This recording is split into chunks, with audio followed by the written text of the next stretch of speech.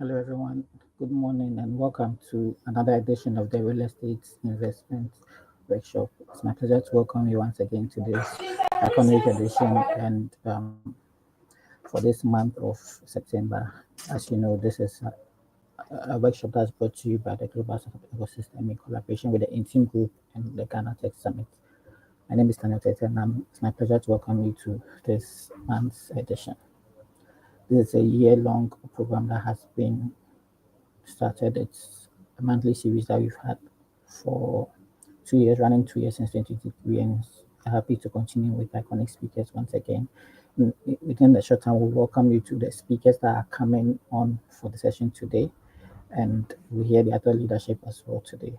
We've had exciting sessions for the Ghana Real Estate Program offerings that include webinars, workshops, tours, and virtual summits as well. So we're looking forward to the summit this year as well in December, as well as live expos, retreats, and accelerator programs.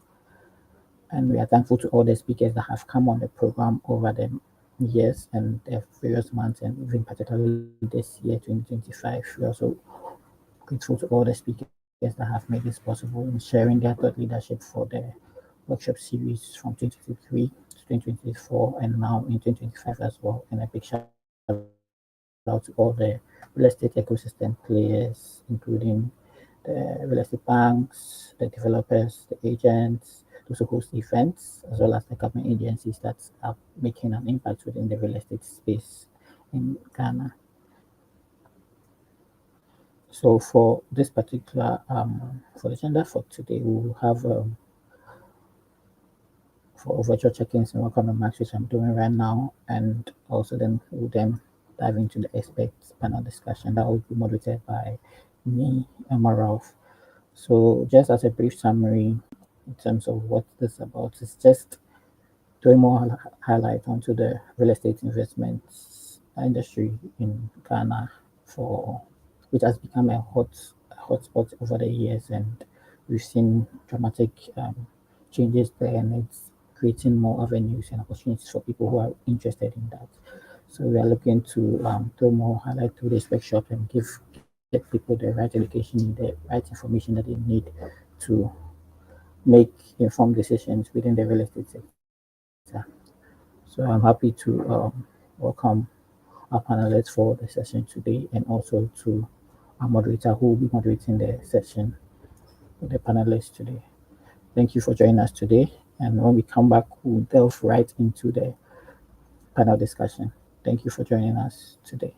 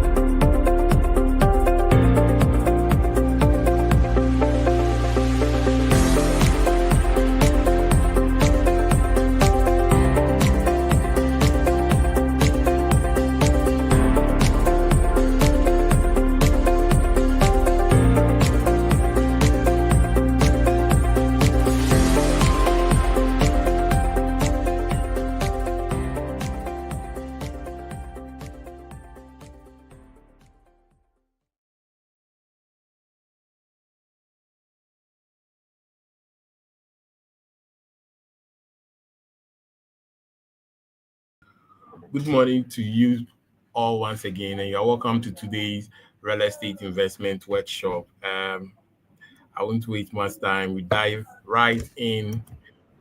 And hello, Mama. Good morning. Good morning. Can you hear me loud and clear? I can hear you loud and clear. Sure. Okay. So we are good to go. Ebenezer will join us. He mentioned he'll be a bit late. He'll join us shortly. So we'll continue. We'll start while he joins later. Okay. I hope you are good. Yes, I'm excellent. Okay, all right. It's great. It's great to have you on our real estate investment workshop today. We really appreciate it, and we look forward to an insightful discussion this morning. I appreciate you for having me, and I look forward to sharing insights with diasporans who are looking to invest. Sure. Thank you very much. So to kickstart, you please introduce yourself to us. Who are you? What do you do? Just tell us about yourself. Okay, sure. My name is Mama Kahoni. I am a global real estate advisor. I've practiced between the United States and Ghana cumulatively for about 11 years. 5 years ago, I made my own permanent relocation to Ghana, and I've been here. Since then, my focus has been on helping members of the diaspora to not only navigate secure real estate investments, to also securely make their way home to stay. Work with a lot of people looking to relocate, visit, and it can or cannot be a simple journey depending on how you come in. And so, a lot of my passion now is just really about making sure that we can build secure pathways to enable our brothers and sisters who are looking to return home to do so securely and successfully. So that is a bit about me and what I've been doing these past few years. Okay, thank you very much. And I know as we go on, you are going to tell us more how an individual can come in to settle here in Ghana from the diaspora. Yeah. Yes, sure. Okay. Okay. So to kickstart, in your own opinion, having been in the real estate industry, what makes Ghana real estate market unique compared to the other other other markets in Africa or the world? Okay, sure. Well, Ghana in particular, there are a lot of things I think that make Ghana a bit more unique.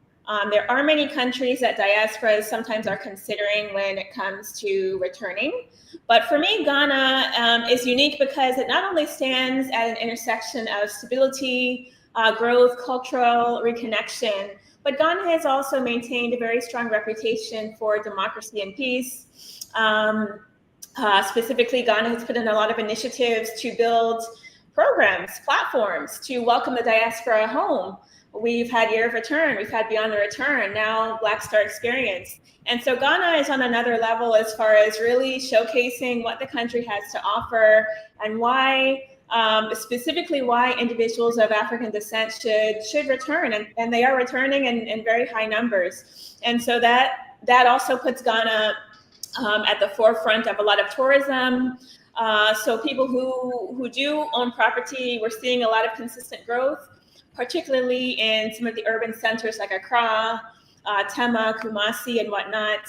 And that is fueled by a number of things, but specifically because Ghana is putting in a lot of effort to really promote Ghana heritage, tourism, and diaspora return. And so as far as diaspora, they are coming in very high numbers. And for them, it's more about reclaiming roots and building identity. And so that layer to me is what makes it a bit more unique than some of the other countries out there. Okay, thank you very much. Um, with they coming in to identify their route and also settle in here in Ghana, um, we all know when going to a new country or going to a new place, it's a bit challenging. I just want to know what are the key things the diaspora should learn before making the move to Ghana. Before making the move to Ghana, number one, I always tell diasporans to slow down. Many are in such a rush to just quickly, fully relocate. Some of them have never visited before either. So for me, I always advocate for taking the time to make an informed decision. So before moving, if you've never been, then plan your visit. That's number one. Plan your visit and come spend time, check out. We have a number of different regions in the country. Check out a few of them that you have on your list. I don't advise making decisions off of YouTube, but a lot of people are doing that. But I think that platforms like YouTube should be used as a tool to direct your research. Okay, this is what I think that I understand about Ghana. So now come and see for yourself. Make informed decisions while you're on the ground. And before you make a full move, now you have some tools because, okay, I've been there. I've been to Aburi. I didn't just watch on YouTube and decide that's where I'm going to live and invest. I've been to Tema. So now it's about information and knowledge. When you come, you'll learn a lot about things like cost of living, infrastructure, healthcare, education. And these are very key things to be able to learn. And honestly, Ghana is not for everyone. So it's important to be able to make this research and know with certainty, yes, okay, this is for me. I can do this. I can adapt. I can adjust, or this feels like home. So I just think that diaspora should spend some time just to come and analyze the landscape of what it is like to live here, to do business here, to invest here before making the move.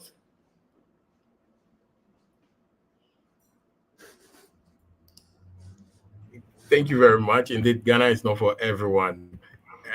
With that said, I also want to find out how can real estate investment serve as both a financial opportunity and cultural reconnection for the diaspora? Yeah, well, real estate in Ghana, as I alluded to the fact earlier that Ghana is a very very hot country right now. Everyone wants to come to Ghana. Tourism is booming in Ghana. December in Ghana is booming in Ghana. And all year round, honestly, we have high levels of tourism. People who own property, property has always been a tool or a resource of long-term appreciation. The values maybe in the past 5 years when I started coming in here have exploded. Areas, say like Aburi, before you could buy very cheap, lower cost. Now it's very expensive to own land in some of these areas. So for those who are able to get in, there are a lot of areas that are still very rapidly developing, but there's still a lot of opportunity to get in before it reaches its peak. And so those are really key locations to consider making an investment. For that, there's a big opportunity for long-term appreciation, for rental income, even some commercial opportunities as the economy grows. But again, beyond numbers, investing in a home or land here is very symbolic. For most diasporans, it's not just about wealth, but identity, belonging, and building a legacy. So for me, I think those are some of the opportunities that exist by owning property here in Ghana, both financial and cultural. Sure. Thank you very much. In your first submission, you in people coming to Ghana, you did mention of most people will go on YouTube, and based on that, they will make their decision as to whether they are coming to Ghana. However, you recommend they come in person. With that also, I just want to find out what are some of the common mistakes. Aside that, what are some of the common mistakes diaspora investors make, and how can education prevent them? Yes, well, yeah. So right on, the biggest mistake that I see is just purchasing land or property without the proper due diligence. Everyone has land. I mean, if you ask I want to buy land, there'll be 100 people who are going to immediately be offering you land, and everyone has something, but not all. Not all are legitimate, and so it's very important to never skip that step of doing your due diligence.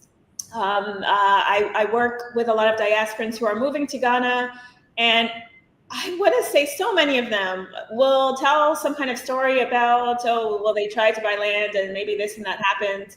And these things do happen when there's not the proper due diligence that is being taken. So for me, yes, it shouldn't be where you're just sitting home in the US and just sending money. Okay, I'm buying land here. That isn't the way that we do things. And even you wouldn't do that in your own country. So honestly, it just shouldn't be done. But a lot of people are in just such a rush to invest, to reconnect, that they're just blindly trusting whomever it is that presents themselves with an opportunity. And that those are the situations where there can be losses.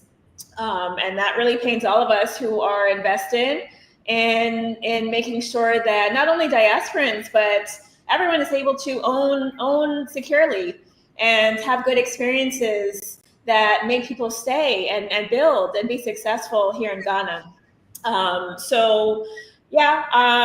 Education, very important. Ask the right questions. Verify your ownership. Who's the owner? There are different ways to do that. If you don't know, engage professionals. You can engage licensed real estate professionals. You can engage attorneys. A lot of people, maybe they want to try to skip that step. Oh, maybe it's too costly if I hire an attorney. And meanwhile, well, now which one is less? The cost of an attorney, or now you've lost your entire investment? So things like that, I think, are very important when it comes to investing, just making sure that you don't skip due diligence ever, and connect with the right individuals and resources to make sure that it's going to be successful. So, my follow-up question was, how can someone in the diaspora do a due diligence? But then you mentioned some few, but I don't know if you would like to add more to it. Yeah, sure. So, I mean, I would say that it should start with connecting with a real estate professional. I'm not talking about just a random agent that maybe they don't even have any affiliation with a company. Maybe there's not any formal structure, but a real estate professional. Ghana is in process now of doing a lot to regularize the real estate market. And so now there's active licensing, there's active enforcement of the real estate laws that we do have here in Ghana. So connect with a real estate professional and let them guide you through that experience. Let them connect you. I would say a real estate professional is the first point because they also know a lot of these sellers. A lot of sellers here are developers. We have a lot of developers and they have track records. Some are new. And so your real estate professional will be able to advise you and give you some information and insight on some background on the owner. If there's not a lot known, it doesn't mean that, okay, I shouldn't do this deal, but it just means let's do some more due diligence. So in that looks like, okay, let's start. Let's check the property in person.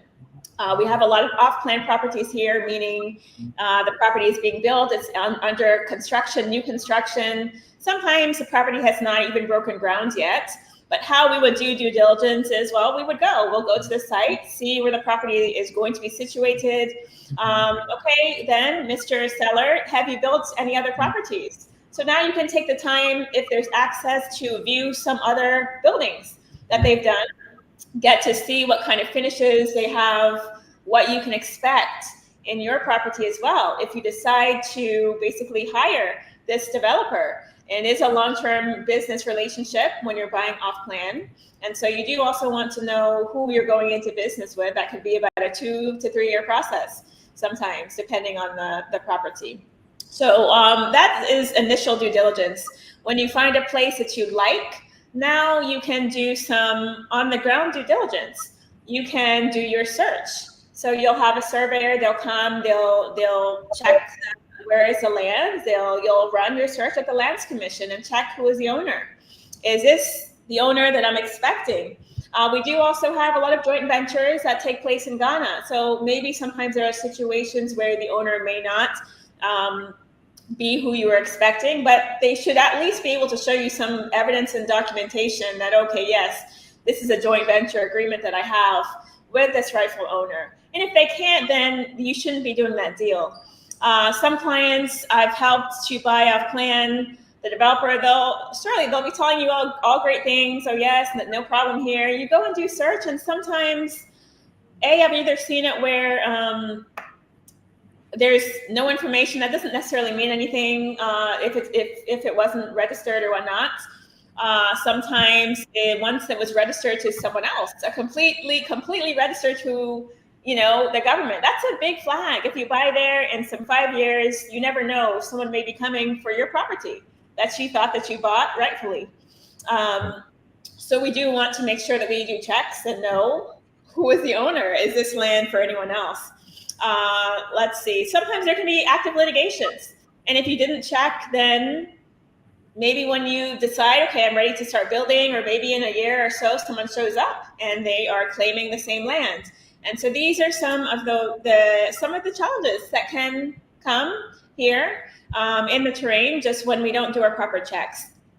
So once you've done your lands commission search and everything looks okay and you're ready to proceed, then surely you can begin to engage. If you would like, you can engage a real estate attorney. There are some additional steps they can do. There is on the ground, if you're buying land, you can check with neighbors. Hey, who is this for?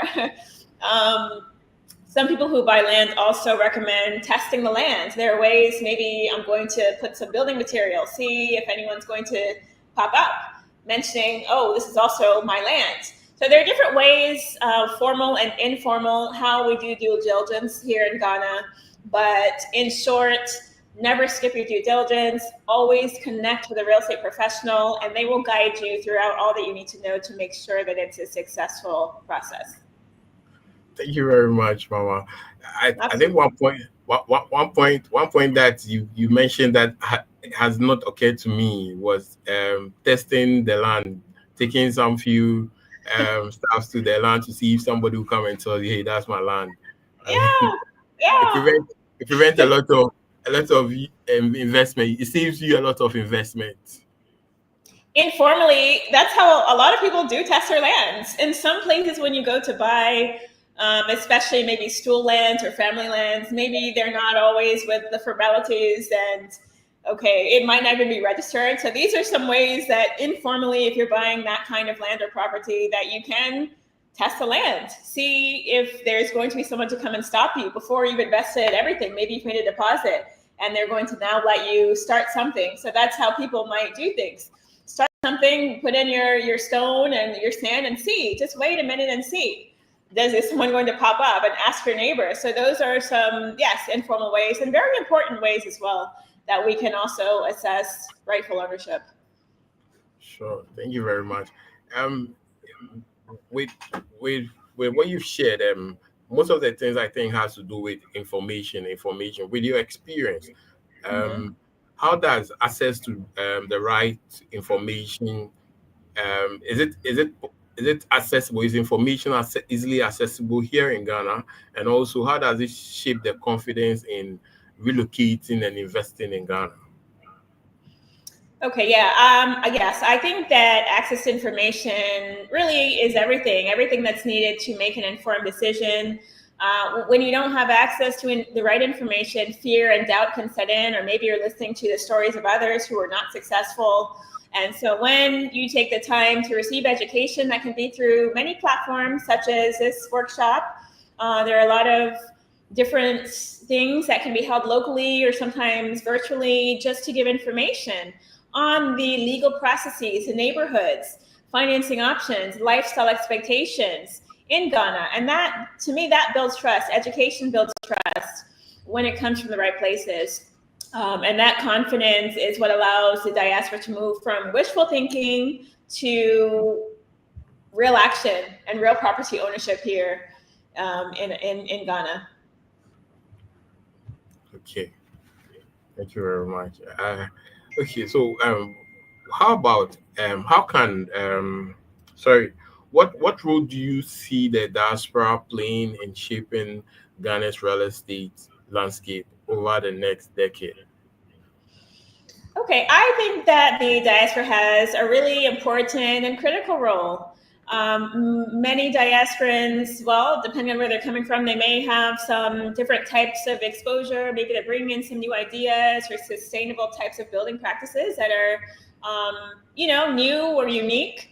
Sometimes eco-friendly, or just can have just advanced things that maybe are a bit different. So there can be some perspective in that way. And a lot of diasporans we find are also very passionate about community development. So for many, as mentioned, it's not usually for a diasporan just coming to invest and own property and that's all, it's just about the money. Most are even having in mind something else. Okay, maybe I want to build a school. I want to have a clinic, or I want to build some kind of eco-friendly housing development. So you'll see a lot of diasporans who are not only coming just to invest for themselves, but also they have some other things that they want to do for the community, to benefit the community as well. And so over the next decades, I believe that diasporans will not just buy property for themselves, but will also invest in projects that will raise the standards of living, not just for themselves, but other diasporans or other Ghanaians who are living here, working here, having families, raising children here as well. And that kind of contribution and collaboration will be truly transformative. Okay, but has it been easy ever since you came? Has there been an improvement over the years? When you say has it been easy, what? Like you deciding to settle in Ghana, because we've heard people. You mentioned Ghana is not for everyone, yes, but with your experience, do you think there has been an improvement over the years since you've been in Ghana? Yeah. And working in the real estate industry, has there been an improvement? Yes. I do think no country is for everyone. You know, I mean, it really, you have to, as a person, first define your goals, define what you want. This is okay with me. This is not okay with me. And some things, once you take that time to really sit and do that self-reflection, that in itself would be able to tell you now when you come to do on-the-ground research, okay, this doesn't work for my goals and what I need, or this does. Because of the heritage component for a lot of diasporans, it does. But that doesn't mean that there are not challenges. Yes, even when I came to move here some years ago, I had been coming for years before I came to settle. And I was actually surprised. I also struggled. I also had challenges. You may be coming, having it in mind what you plan to do and what time frame you plan to get it done. And all of that goes out the window, honestly. And you really have to just adjust, adapt, and just take the time. Take time, have patience, and know what you want. But it shouldn't just be, okay, a rush, because that's when you're setting yourself up for failure.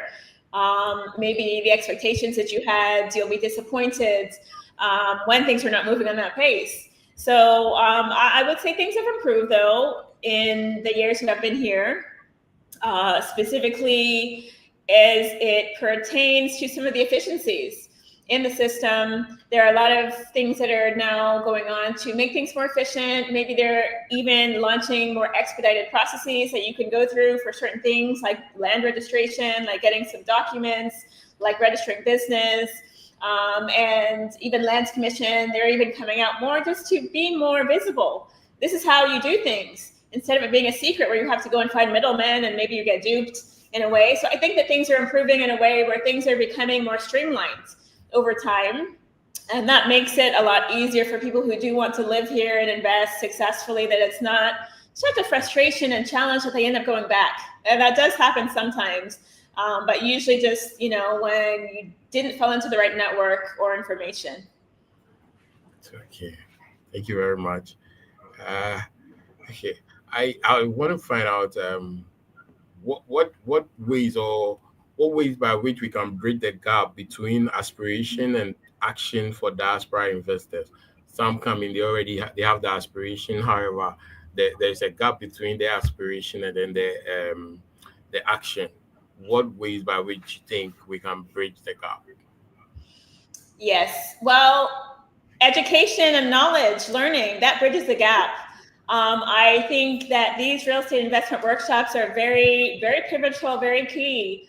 You have them monthly, and it things like this, honestly, give the opportunity. You're meeting active real estate professionals who are helping people in the market, who are engaging every day in real estate transactions. So even workshops like this, very key.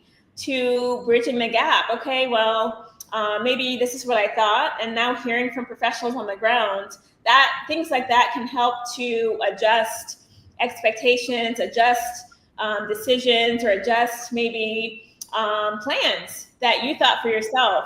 And so once someone is able to walk away with practical tools and a realistic roadmap, these are things that professionals are able to give you, then they can feel empowered to act.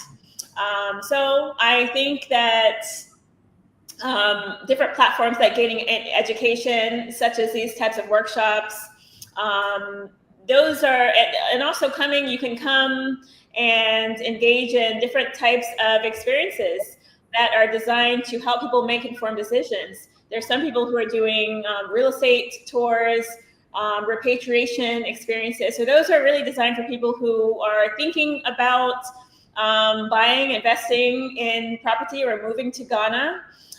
Thinking about it, it's an aspiration. And so now when you find yourself in these kinds of educational platforms or programs that are designed to help aspiring returnees make informed decisions, now you can come on the ground with guided support and, tour some of these places, get to know with firsthand knowledge, yes, this is for me. And that is how I think that someone can move from aspiring to move or invest to making that dream a reality. Thank you very much, Mama. So to the audience, please, you can drop your questions in the chat feed.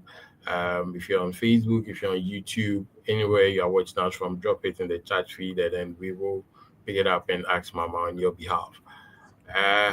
We are almost through. Ebenezer couldn't join us, mentioned, but we are almost through. And then, well, I just want to find out from you, what practical advice will you give to someone in the diaspora who is interested in owning a property in Ghana but doesn't know where to start? I'm sure you've mentioned it in your previous submission, but just so somebody will be like, okay, this is what I'm taking home. Okay, sure. I would say to start with research. Start with research and professional guidance. You can connect with trusted advisors here in Ghana, based in Ghana. I'm not talking about maybe they're based somewhere else, but based in Ghana on the ground, and can really assist you with the knowledge and expertise to understand Ghana's market and diaspora concerns. And you can also begin by defining your own goals. What do you want? Are you looking for a family home? Do you want a second home? Maybe I want a place to stay while I'm visiting, and then I want to rent it out. Are you just looking for straight rental income or a long-term investment? So also become very clear on your personal goals as well. And that will put you in the position to be able to act when the time is right, when you find the opportunity that is right.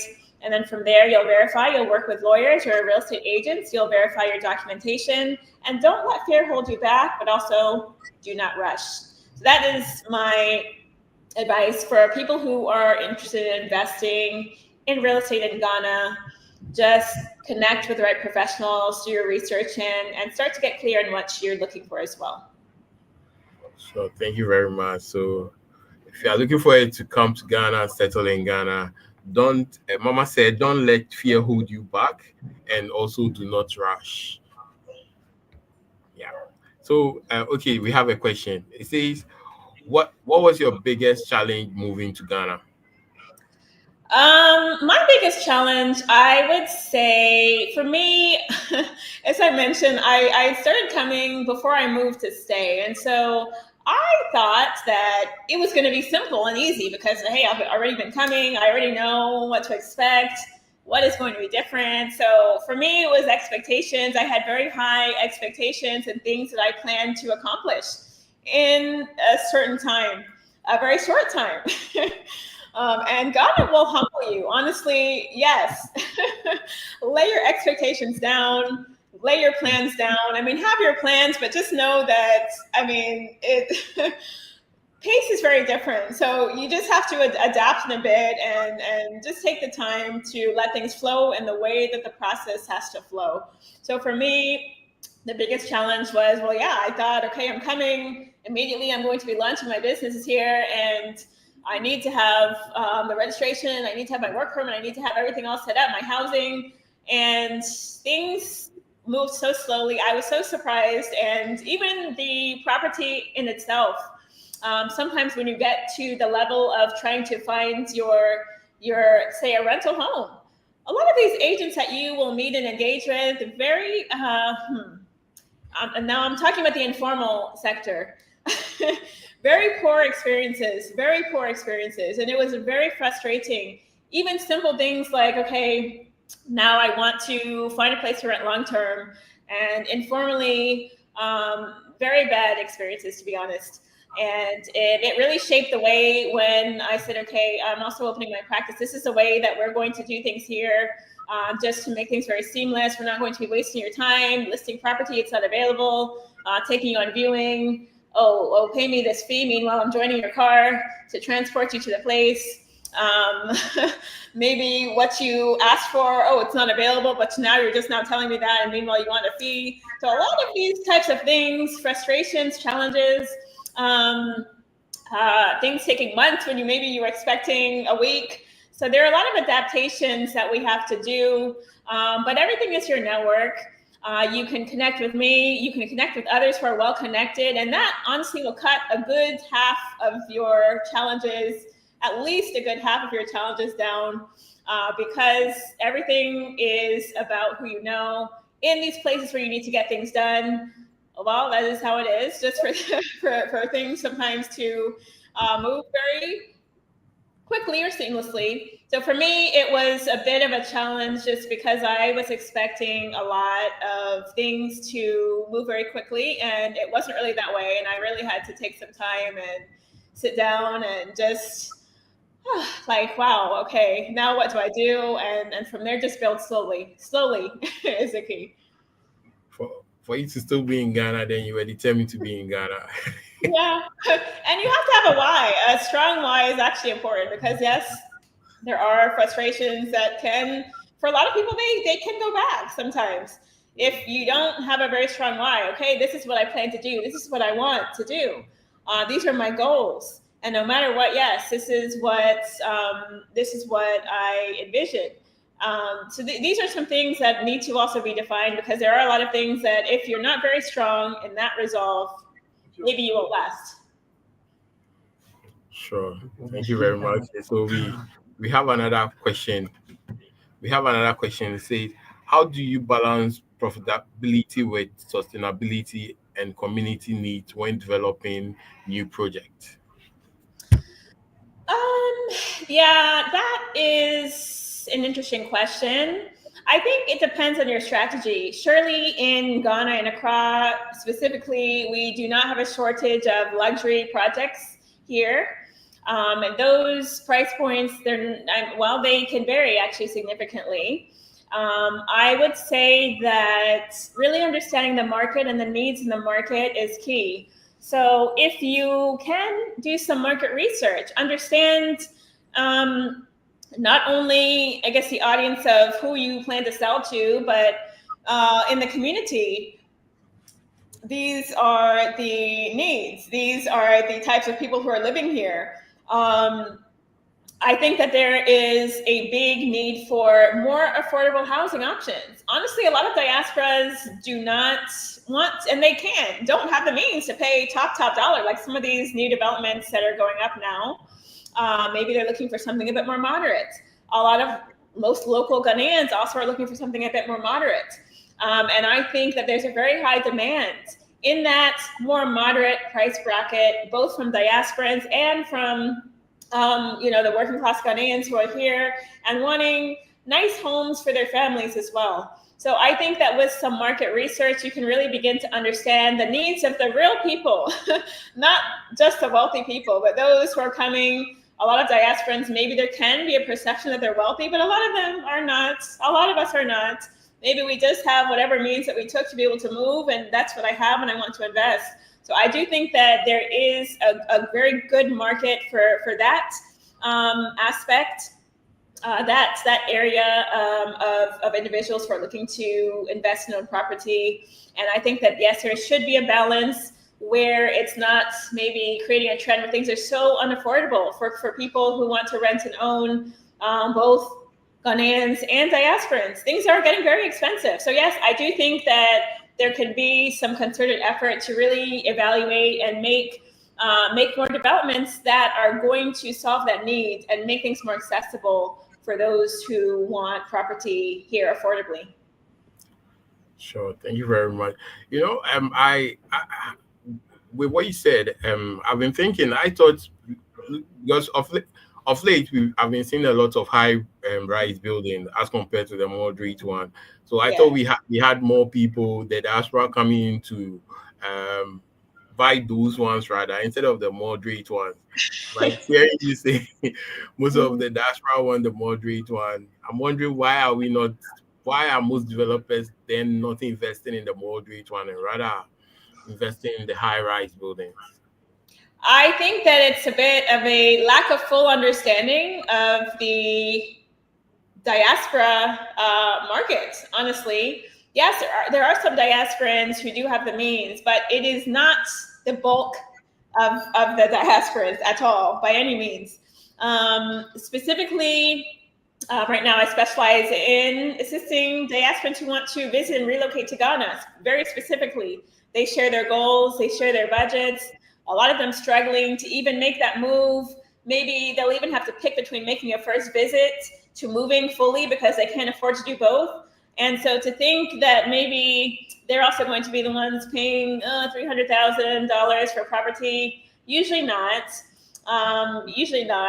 at all. And even diasporans express a lot of concern with the price of properties these days, especially in Accra. They are very expensive, and well, I'm not sure where it's going to peak, but I do wish that there was a little bit more concerted effort to have more opportunities. And honestly, I think that someone who were to really take the time to study that market would do very well because the demand is very high. For those who are not looking for something too high, but more moderate, they just want to come. For a lot of diasporans, when you hear them and understand them, they want to get out of the rat race. They're abroad, they're working paycheck to paycheck, they don't have a lot of savings, and they want to get out of that. They're not coming also now to move and be paying so high and now be in another loan situation. So when they come, usually they want to come, get something a bit moderate that they can afford, and now live their lives. So I think, yes, there's a lot of opportunity there. And I think more developers should analyze that sector a bit, not only for diasporans, but for local Ghanaians as well. That way, both, specifically Ghanaians as well, though, are not being priced out of the market completely. Okay, thank you very much. I don't think there's any other questions again. Yes, I think we've exhausted all the two questions that came in. Okay, but now, Mama, I want to ask you, what are some of the things that we should come to you for? I know you've mentioned a few, but just to summarize today's session, what are some of the things that you think we should come to you for this kind of services? So if someone is in the diaspora and want to come to Ghana, visit Ghana, maybe just to visit or to settle in fully, what are some of the services that you or your company provide that they should come to you for? Sure. Yes. As mentioned, I love my diaspora family, and I'm really passionate about making sure that we're able to be successful when we come. And so, yes, my background has been in real estate, but I have even just fine-tuned my vision a little bit, just more even diaspora focused. So I work with African Diaspora Research Center. We assist people who are moving to Ghana, who are visiting Ghana. Maybe they want to do an exploratory visit and do a number of these due diligence checks that we mentioned. What is healthcare like? Can I get a job? What is property ownership like? So things like that. We do a lot of work to help diasporas to make informed decisions when it comes to moving to Ghana. And we have a very strong support network as well. Your network is very important, whether that's diaspora community members who also, they understand the journey, Ghanaians who also understand the journey or want to assist to make it smoother. So we have good networks each month. We usually have events to bring the community together. And these are areas that can really assist with your transition or building secure connections, okay, I need someone who can do this. I need a surveyor. I need a real estate attorney. So these come from your networks. So we can help you connect with diaspora networks as well. And as well as just know when you're here, how do I reintegrate? I need to get an account set up. I don't want it to take all day. I don't want to come back and, oh, bring this. Sorry, you didn't bring that. Come back tomorrow. So we're really good at getting things done if it comes to setting up your accounts, your banking, your business, your Ghana cards, what you name it, very seamlessly and efficiently. And in the end, we just want more success for our diaspora community members who have made the decision to call Ghana home. Okay, thank you very much. But where can we, if we want to find you, what are the platforms by which we can find you? If there's you can connect with me on Facebook, LinkedIn, Instagram, and my tag on all platforms is Mama Kehoni. It's spelled right there. It's not the easiest, but I can see there's a chat now. I don't know if I can chat in that, but yeah.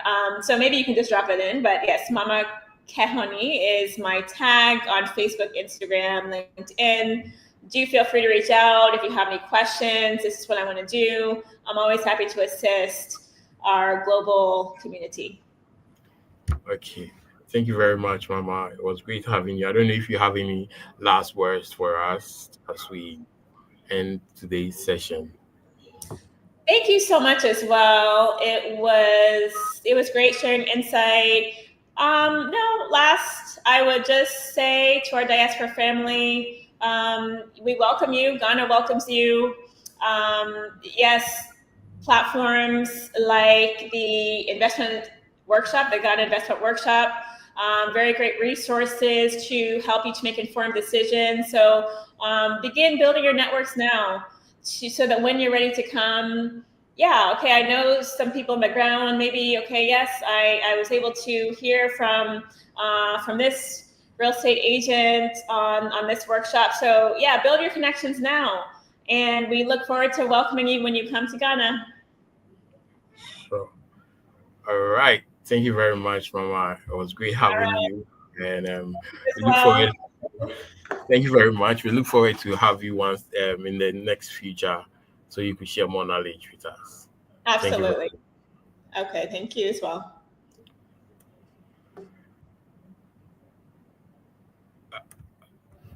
Okay, everyone. Thank you very much for joining today's session. Really appreciate you for joining and sending in your questions. And a moment. Yes, like you know, we like you always know, we have we always it's a I've lost my words.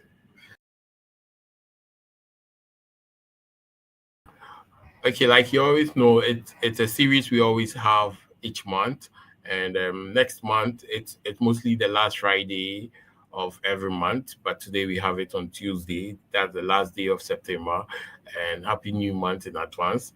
And thank you all for joining. And also, you can scan this barcode to join our community. So on that platform we share knowledge, we share information as well. So in our next real estate you won't be able to miss. You should make it a point to join. It was great having you all, and see you next month. Thank you.